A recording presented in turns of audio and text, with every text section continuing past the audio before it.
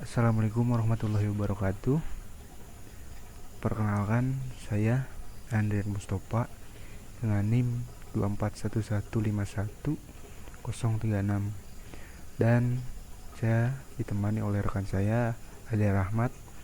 Di sini kami akan membahas tentang analisis break-even point sebagai alat perencanaan laba pada usaha gorengan KUD Kota Sorong.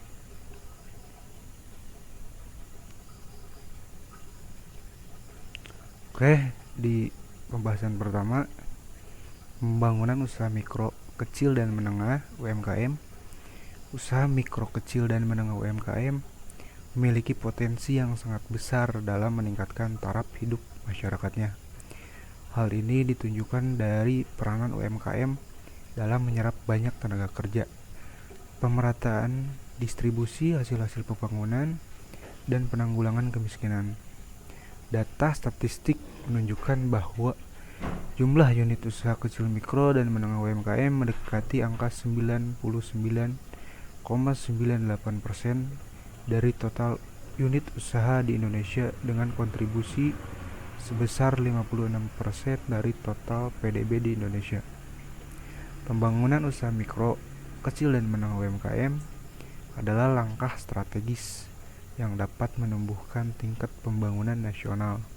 Kebijakan tersebut dapat menjadi sebuah solusi dalam meningkatkan kesejahteraan masyarakat, meningkatnya penyerapan tenaga kerja, mengurangi angka kemiskinan, meningkatkan nilai tambah perekonomian yang menyokong pertumbuhan ekonomi yang tinggi dan pembangunan berkelanjutan. Hal ini terlihat dari peranan UMKM yang berkontribusi dalam meningkatkan PDB sebesar 61,41%, kontribusi dalam penyerapan tenaga kerja sebesar 96,7%, dan investasi untuk sektor UMKM sebesar 56,2%. Baik, kita lanjut. Pembangunan usaha mikro, kecil dan menengah UMKM. Data statistik menunjukkan bahwa jumlah unit usaha kecil mikro dan menengah UMKM mendekati angka 99,98% dari total unit usaha di Indonesia dengan berkontribusi sebesar 56% dari total PDB di Indonesia. Pembiayaan dapat digunakan untuk membantu pengusaha yang memerlukan modal usaha serta membantu pemerintah untuk meningkatkan pembangunan dalam berbagai sektor, khususnya sektor ekonomi mikro, dan salah satu peranan pembiayaan modal usaha yaitu untuk meningkatkan perkembangan usaha. Untuk dapat menjamin perkembangan usaha dapat berjalan dengan baik, maka pengelolaan manajemen yang baik perlu diperhatikan, mengingat setiap usaha berusaha untuk mencapai tujuan utamanya, yaitu peningkatan laba. Salah satu metode yang digunakan untuk merencanakan perolehan laba adalah melalui analisis break-even point atau yang biasa kita sebut adalah BEP. Salah satu usaha yang perlu dianalisis BEP adalah usaha aneka macam gorengan KUD Ibu Yanti. Usaha aneka macam gorengan KUD sudah berdiri sejak tahun 2009 sampai saat ini. Untuk lokasi menjalankan usaha KUD sejahtera, namun ditarik sama pihak pajak, maka lokasinya pindah di kilometer 12 masuk KUD yang sekarang menjadi tempat usaha gorengan tersebut. Tujuan analisis titik impas penjualan aneka macam gorengan KUD adalah untuk menentukan jumlah penjualan yang diperlukan agar usaha penjualan aneka macam gorengan mencapai titik impas. Dengan memahami titik impas ini, pemilik usaha dapat membuat keputusan yang lebih terinformasi tentang penetapan harga, perencanaan produksi, dan manajemen keuangan untuk memastikan kelangsungan bisnis dan profitabilitasnya. Nah, kita lanjut. Manajemen keuangan. Menurut Mustafa, manajemen keuangan dalam penerapannya sangat erat hubungannya dengan disiplin ilmu lainnya, seperti manajemen produksi, manajemen pemasaran, manajemen sumber daya manusia, ilmu ekonomi, mikro dan makro, metode kuantitatif dan akuntansi. Mempelajari manajemen dapat menjelaskan tentang beberapa keuangan keputusan finansial yang harus dilakukan, yaitu keputusan investasi, keputusan pendanaan atau keputusan pemenuhan kebutuhan dana, dan keputusan kebijakan dividen. Manajemen keuangan penting dipelajari untuk banyak orang yang hendak menggunakan uangnya seefektif dan seefisien mungkin. Terlebih bagi mereka yang hendak berbisnis, manajemen keuangan adalah salah satu bidang yang fokus pada penggunaan modal, uang pinjaman, dan dana bisnis lainnya secara efisien dan efektif, serta proses pengambilan keputusan yang tepat untuk memaksimalkan keuntungan dan penambahan nilai suatu entitas. Secara garis besar, manajemen keuangan adalah proses kegiatan merencanakan, mengatur, mengarahkan, dan mengendalikan kegiatan keuangan seperti pengadaan dan pemanfaatan dana perusahaan. B. Perencanaan laba. Menurut Henry Shimamura, perencanaan laba merupakan rencana kerja yang telah diperhitungkan dengan cermat, di mana implikasi keuangannya dinyatakan dalam bentuk proyeksi perhitungan rugi laba, neraca kas, dan modal kerja untuk jangka panjang dan jangka pendek. Berdasarkan uraian di atas, dapat disintetiskan bahwa perencanaan laba adalah proses rencana kerja untuk jangka panjang dan jangka pendek yang diperhitungkan dengan cermat, di mana implikasi keuangannya dinyatakan dalam perhitungan rugi laba, neraca kas, dan modal kerja. Menurut Purwanti dan Prawiro, laba adalah prestasi seluruh karyawan dalam suatu perusahaan yang dinyatakan dalam bentuk angka keuangan, yaitu selisih positif antara pendapatan dikurangi beban. Perencanaan laba adalah pencapaian setiap pekerja di sebuah perusahaan yang direpresentasikan secara finansial sebagai selisih positif antara pendapatan dan biaya.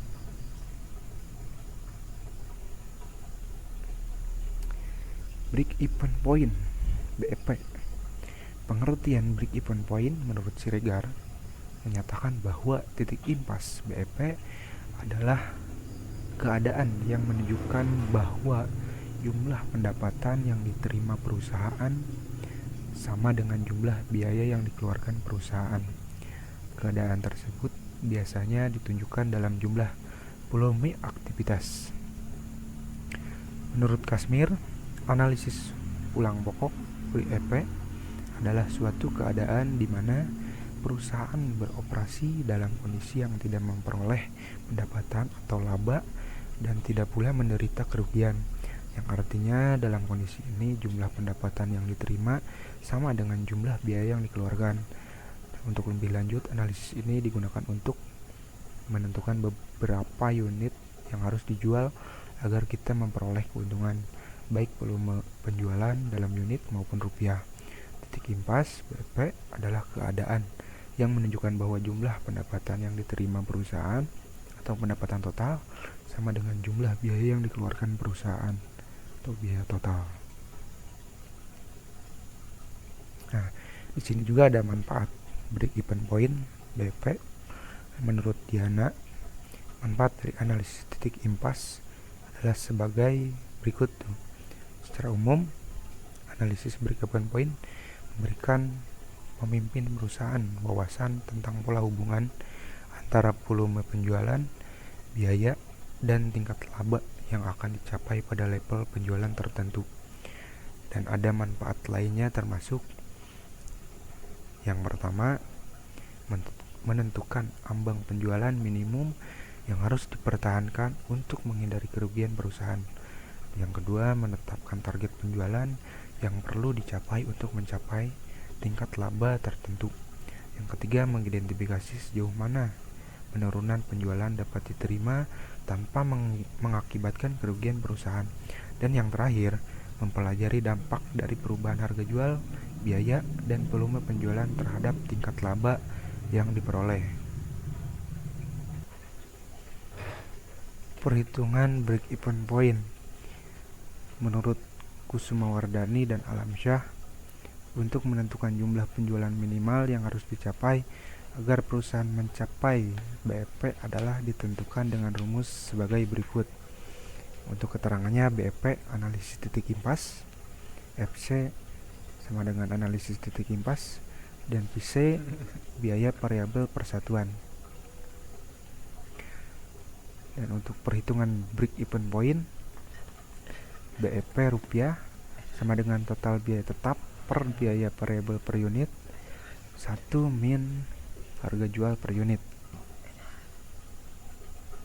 Ini adalah hasil penelitian data biaya tetap dan variabel dalam jumlah Januari 2024. Biaya tetap, biaya sewa tempat, total pengeluaran untuk sewa tempat sebesar 2.500.000 dan untuk biaya listrik dan air itu sebesar 400.000 dan biaya gerobak 1.500.000 dan untuk biaya gaji karyawan itu sebesar 2 juta rupiah. Nah, mungkin ini saja yang bisa saya sampaikan. Untuk slide selanjutnya akan disampaikan oleh rekan saya, Ade Rahmat. Terima kasih. Assalamualaikum warahmatullahi wabarakatuh. Perkenalkan, nama saya Ade Rahmat dari kelas malam B, kelompoknya bersama Andrian dan NIM saya 24115141. Sekarang saya mau membahas ini yang B, yang BEP sebagai alat perencanaan laba pada usaha gorengan KUD Kota Sorong. Ya, saya akan membahas lanjutannya Andrian. Yang B sekarang biaya variabel. Biaya bahan baku, total pengeluaran untuk penjualan gorengan sebesar 1.300.000 per hari. Yang diuraikan rinciannya ada nih. Tepung terigu kompas 14.000, jumlah bahannya 10 kg, total biayanya 140.000. Minyak 1 hari habis 800.000, harga bahannya satuan harga itu. Kemudian 15 liter, total biayanya 240.000. Minyak tanah 1 hari habis, harga bahannya 5.000, jumlah bahan 1 kali pakai per hari 20 liter, total biaya 100.000. Air konsumsi 5.000, harga bahan, jumlah bahan 1 kali pakai 3 galon, total biayanya 10.000. Tahu putih 5.000, harga bahannya 20 kantong, 1 kantong isi 6, total biaya 100.000.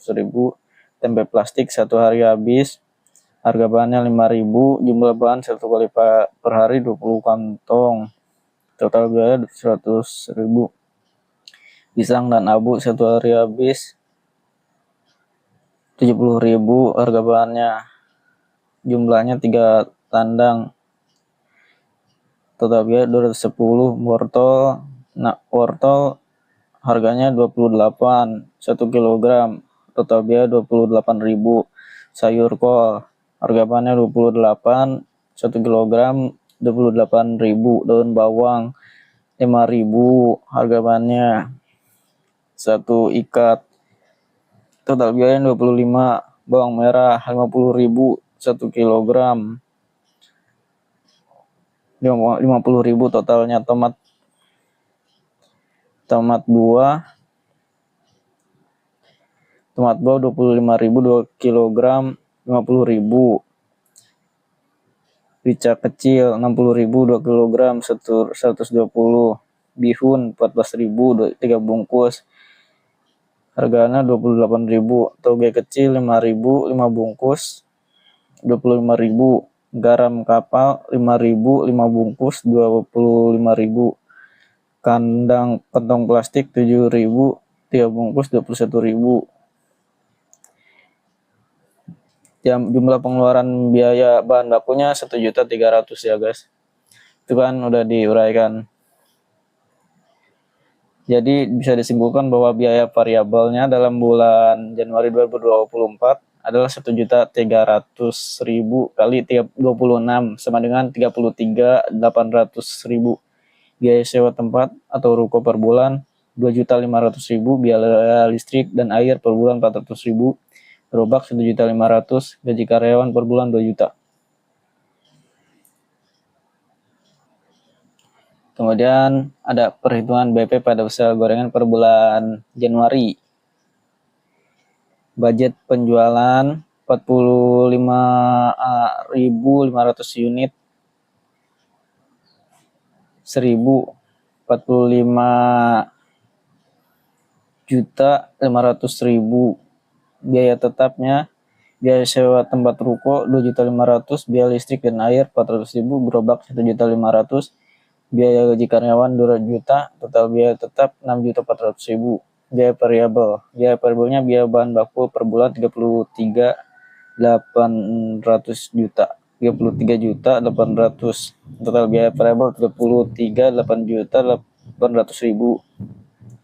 Laba yang dibudgetkan jadinya jumlah biaya variabelnya ya biaya tetap, dan biaya tetap jadi 40.200.000. Laba yang dibudgetkan jadi 5.300.000. Diketahuinya kapasitas produksi 45.500 unit, harga jual per unit 1.000, budget penjualan 45.500 kali 1.000 sama dengan 45.500.000. Biaya tetap per unitnya 6.400.000, 45.500.000 unit, satu rupiah perak ya. Biaya variabel per unit 33.800.000, 45.500 unitnya 743 perak ya. Lanjut ya, kita ke slide berikutnya. Tahap ini perhitungan BP dalam unit ya, BP unit. Fixed cost dibagi P kurang variable cost ya. Jadi 6.400.000 dibagi 1.000 kurangnya 743 ya, sama dengan 6.400.000 bagi 2.257. Perhitungan BP dalam rupiah, tadi dalam unit, sekarang rupiah ya. BP rupiah, fixed cost bagi 1 kurangi variable cost bagi lagi S. Jadi totalnya semuanya jadi 2.424.723.74.000 rupiah ya. Berdasarkan perhitungan tersebut dapat diketahui BP dalam rupiah terjadi pada 20.499.723.74.000, di mana dalam keadaan ini perusahaan tidak mendapatkan laba maupun rugi. Dengan demikian, laba EBIT pada penjualan sebesar 24.902.723.74 adalah 0. Nah, yang kedua ini data biaya tetap dan variabel dalam bulan Februari 2024. Biaya tetap, biaya sewa tempat, total pengeluaran untuk sewa tempat 2.500.000, biaya listrik dan air pengeluaran untuk biaya listrik dan air 400, biaya gerobak pengeluaran untuk bayar gerobak 1.500.000, biaya gaji karyawan pengeluaran untuk bayar gaji 2 juta. Nah, biaya variabel, biaya bahan baku tetap pengeluaran untuk penjualan gorengan sebesar 1.526.000 per hari yang diuraikan ada diuraikannya di sini. Dari data di atas disimpulkan bahwa biaya variabel dalam bulan Februari 2024 adalah 1.526.000 kali 26 sama dengan 39.676.000. Biaya sewa tempat ruko per bulan 2.500.000, biaya listrik dan air per bulan 400.000, gerobak 1.500.000, gaji karyawan 2 juta. Perencanaan laba pada usaha gorengan pada bulan Februari.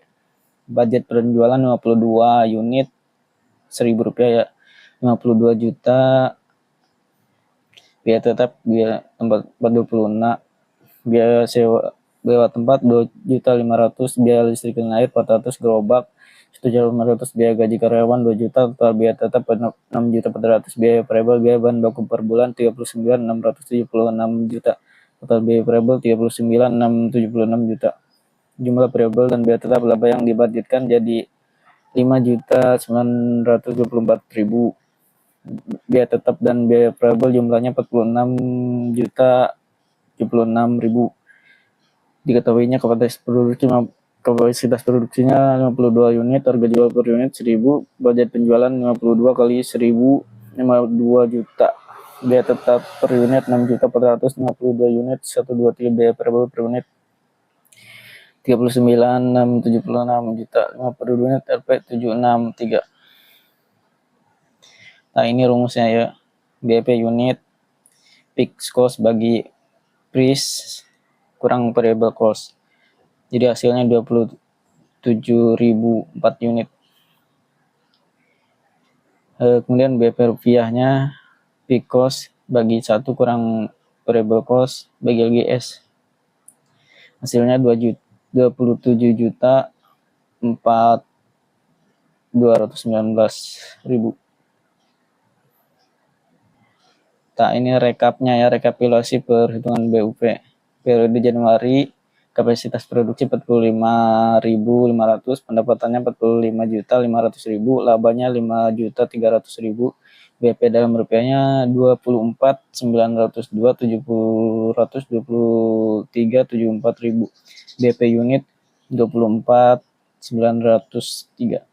Februari 52.000, pendapatannya 52 juta, labanya 5.924.000, BP rupiahnya 27 juta 4.219.41. BP unitnya 27.004. Dari hasil perhitungan di atas menjelaskan bahwa BP rupiah penjualan gorengan sebesar 27.004.219 dan BP dalam unit sebesar 24.903 unit. Jadi kesimpulan dan sarannya, tingkat break-even point penjualan aneka macam gorengan di KUD kilometer 12 masuk Papua Barat Daya dapat diambil kesimpulan oleh penulis si titik impas penjualan sama tanpa menghasilkan laba atau rugi pada bulan Januari dan Februari. Namun, kesuksesan dan profitabilitas yang panjang tergantung pada strategi penjualan, pengendalian biaya, dan respon terhadap perusahaan pasar. Kesimpulan dari perhitungan BEP break-even point dan analisis laba serta pendapatan pada bulan Januari dari Februari 2004 sebagai berikut. Pada bulan Januari, BEP dalam unit adalah 24.903 unit dalam nilai BP dan beras sebesar 24.902.727, sedangkan pada bulan Februari BP unitnya 27.000 unit dan BP dalam rupiah sebesar 27.400.000. Laba yang diperoleh pada bulan Januari sebesar 5.500.000 dengan pendapatan sebesar 45 juta, sementara pada bulan Februari laba yang besar 505.924.000 dengan pendapatan sebesar 52 juta. Dari analisis laba dan pendapatan kedua bulan tersebut menunjukkan bahwa laba yang diperoleh perusahaan lebih tinggi dari nol, menandakan bahwa perusahaan berhasil mencapai pendapatan yang melebihi biaya produksi dan operasional. Dengan demikian dapat disimpulkan bahwa usaha ini mendapatkan untung baik pada bulan Januari maupun Februari 2024. Pendapatan yang diperoleh perusahaan berhasil mencapai titik impas tambahan melalui titik impas sehingga mampu menghasilkan laba yang positif dari kegiatan produksi dan penjualannya. Mungkin itu saja dari kelompok kami. Terima kasih. Wassalamualaikum warahmatullahi wabarakatuh.